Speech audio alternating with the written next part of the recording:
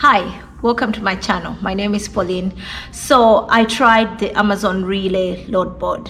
Usually the traditional way of getting loads in the trucking business is going through either truck path, tracker path, and then we have truck stop, we have DAT. All of these load boards are subscription based, but there's also another way of going through Amazon Relay. So I had spent like a whole month on the road driving the truck, and it was a bit tiring and hectic to spend those prolonged days on the road. And I was looking for something that could be able to have me home a little bit more than me, spending entire days on the road. So in that search, I tried to look for loads that are shorter but were good paying to be able to drive around from Massachusetts to areas around. But I'm told for some reason the dispatcher I had said that there wasn't a lot of loads that were coming into the eastern region or even going out. So it is not as such sustainable market. Anyway, because of all of that, I decided to try out the Amazon Relay load board. So Amazon Relay basically enables carriers to tap into their network, their freight, their load board, and their technology, and you are able to see loads that are closer to your destination, which means you will have shorter routes which are much more frequent, and you're able to make money while you are going back home to see your loved ones. So that was a big deal for me because I was clearly having trouble spending loads of time away from home. So I decided to tap into these. Reasons were basically because, first of all, when I was out on the road, we suffered a lot with deadhead miles. It seemed like most of the loads that we were driving were going, we used to pick them either between 100 and 300 miles, and that was a lot of gas. It was really a pinch for me. I didn't like driving an empty truck just to go pick up for 300 miles. That was a lot of money that I thought that was slipping out. And then there was an issue of being on the road for so long, week after week. And I thought there's a way I could get this fixed a little bit or easier, or cut back the days that I'm always out on the road. So Amazon Relay came in as a reason that I should try this thing. Anyway, so basically what Amazon Relay requires of you is you to have certain pieces of information that you upload in the platform for you to be able to work with them. Oh, I almost forgot. Please like and subscribe to my channel. Like the video and subscribe to the channel. It helps me a lot. And I am almost to 100 subs and it's exciting. Anyway, just like the video and subscribe to the channel. Thank you so much. As a quick refresh, my business is for box trucks, and that's definitely something that Amazon Relay provides. They do provide loads for 53 feet trucks. Then there's 26-foot box truck, which is what I have. I've seen loads for reefers. So basically everybody is taken care of on this platform. So I figured, why not sign up and see how this works for me? And I've been doing it now for a month, and I thought this is a good way to be able to give you a snapshot of what this exactly gives you. And if it is something that makes sense to you, then definitely you should try it out and see if it is very good for your business. All right, the requirements usually are, all right, so when we go on here, Amazon Relay requirements for owner operators and trackers, we see that they need an active DOT and interstate authority, which is something that I had. They need you to have a valid MC number, which is something that I definitely had already. We need FMCS safety rating. So basically, when you sign up for a DOT MC number, you have a page assigned to you or your company which has rating. Usually when you when you haul loads, brokers begin to give you ratings, and basically here they're asking for you to have either a non-rated, which means you are a new entrant in the trucking business, or you have a satisfactory rating. I didn't have any ratings as yet because I was still quite new in the industry, and that was okay with Amazon. And then they need the carrier status to be authorized. So sometimes you sign up for, DOT and MC number, and it is not yet authorized because of the process, which takes a little bit about a month. So until it is authorized, Amazon will not work with you. So that's why they're saying the carrier status must be authorized for property and for hire. That is also something you have to pay attention when you're signing up for the FMCSA, MC, and DOT number.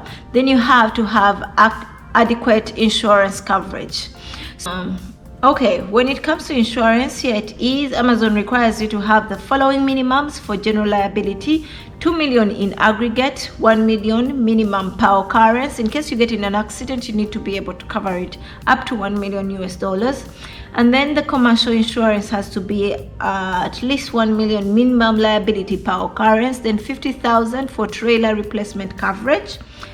That doesn't occur, that doesn't apply to me because I have just a box truck. And then they needed liability to be covering up to $100,000. All of this was already covered by my insurance because we had asked for the best there is that we can go for in the insurance kind of things. And it was just so quick. I think it took about 3 days to get approved, which is a little bit different from someone who isn't already actively hauling loads, because they are just probably in the process or have never even created a company or signed up to get a DOT and MC number. So if that is the case, then you might take a bit, 4 to 6 weeks for the whole entire process to get approved and everything. But my process was pretty quick because I was already operational and I was just switching load boards in this case. Then you need to be complying with the DOT and safety and insurance requirements. You need to be making deliveries on time, which is something I'm going to be talking about much later on in this video. And then ensuring all deliveries are made using Amazon Relay technology. Again, I will be talking about that later on in the video. So basically, these all look like something that I definitely already had. So I just signed up, and here's how the process has been. So the loads are usually between 200, 250 to 300 miles from the origin from the pickup location, which is basically cheap change when it comes to miles for me, because we used to drive about 1,000 to 2,000, 3,000 miles per load. So that was so easy for me. I was like, oh, thank God, this is such an easy load. But then we weren't very sure about how the earnings are going to be. But over time, when calculating and projecting forward, you would see that it actually makes sense when you begin to analyze and see how much per mile it is for you to be able to stay afloat and to be staying profitable in your business.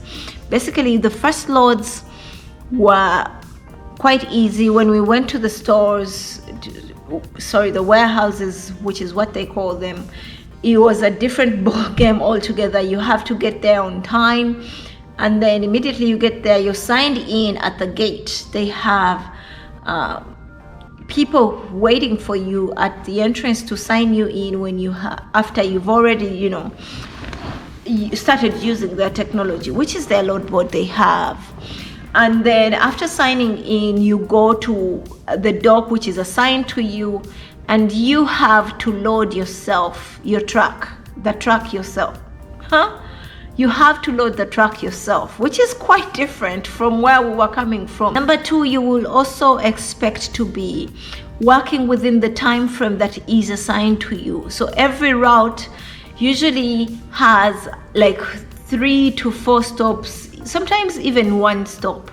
So if you are going to be hauling those loads, you expect to be going from one spot to another. And these are usually coming from either an Amazon warehouse to an Amazon warehouse in another location, or you might be doing from Amazon warehouse to post offices, which is basically major, like 90% the stops are going to post offices, and they expect these loads to reach there at a certain time such that they're dispatched off during the day.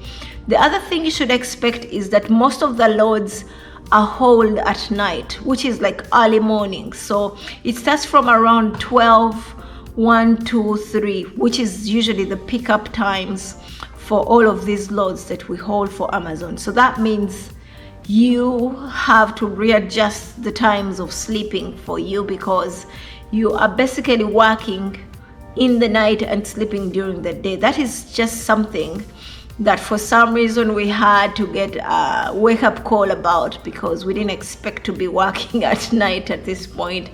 Anyway, so that's something you should be anticipating if you're going to be working with Amazon Relay or Amazon basically. Also, when you get to the drop-off locations, you are not going to be, welcomed or be anticipated at those drop-off locations. So most of the time you have to take care of yourself. When you get there, you have to offload the truck, scan all the different boxes that you're given, because that's how you would know which boxes go to which location. And the app, usually their platform is also in the app format, so it helps you to scan, it prompts you to scan for whichever location you get to. Give you a quick snapshot in how the load board looks like. So basically this is it. This is for, oh, don't look at my monies. Anyway, so this is like my Pathfinder, my all right, so let me show you exactly how the platform looks like. So this is for our company, Pathfinder Freight. So this will just be the dashboard where you will see upcoming trips that need attention, those in transit, and whatever. The notifications is usually somewhere they send you notifications of loads that are late, or if they have to communicate something. But mostly I see when there is an issue, especially when it comes to being late with a particular route, they'll send you a message and then they'll show the severity of that load here, showing, oh, it's very urgent, or it is like medium severe, and then they ask you to give a reason for that. Anyway, so let's just go to the trips. These are trips that we are doing later on today. But let's see. Here is the load board. So you can see that there's loads. This is from Massachusetts to Baltimore, Maryland. And these are just a few miles, 411. This is for the 53 box trailer. I will just change the filters. We can always change the filters here. So let me try the 26 box truck, because that's where we are. But you can see that there's that 53 foot, there is 28 feet trailers, there's the reefers and the 26 reefers. So with whichever you have, oops, apparently right now there's nothing, because this is about the peak time where people pick the loads, especially during the day. But we already have our week covered, so we are all set about that. Okay, so we can see that there are some for the 26 box truck. If you can change the filters to show that. I'm gonna pause this. This load board is always like updating information all the time, like every 10-15 seconds it's updating. So if you need to look at something, you gotta pause it, and then you can look at the times of pickup, the days, the miles, so without it refreshing in the middle of your session. So we see that there are some here which are, going to different places. So they will show you the deadhead miles and the miles that you're driving for it. So all of these, the miles are really less. This is not where I am located. Apparently right now my origin is having no loads, so we shall just use this as dummy, just for examples purposes. But you see that all the loads are within 400 depending on the miles. This is just 52 miles and they're paying you $450 to transport it, and that's good. That's really good. And this is a load for during the day. So you can actually go and pick this one in Wilmington, Illinois. You just go pick it and take the load there. It's paying pretty good because it is on short notice, I would want to think. Also, there's one here which is equally same thing, shorter miles, 58 miles, and they're paying about $450. There's one for 150 miles. This is paying $500. So all of these miles are paid according to industry standards from what I've seen, and they are pretty regular. They are every day. You can't miss to get something to do.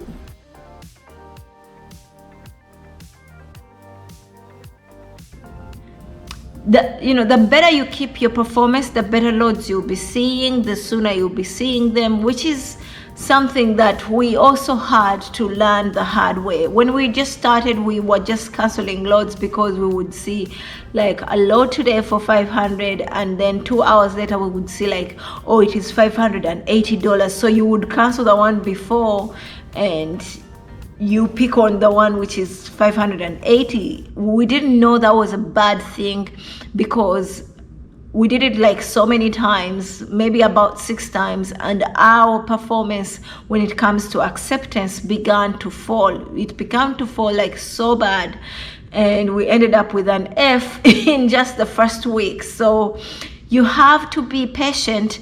Whichever load you pick, stick with it. If you picked a bad load because you are, scared you might not get a better load later on, just stick with it. You'll get a better load the following day. If not, you need to wait it out and be able to understand when the good loads usually come on.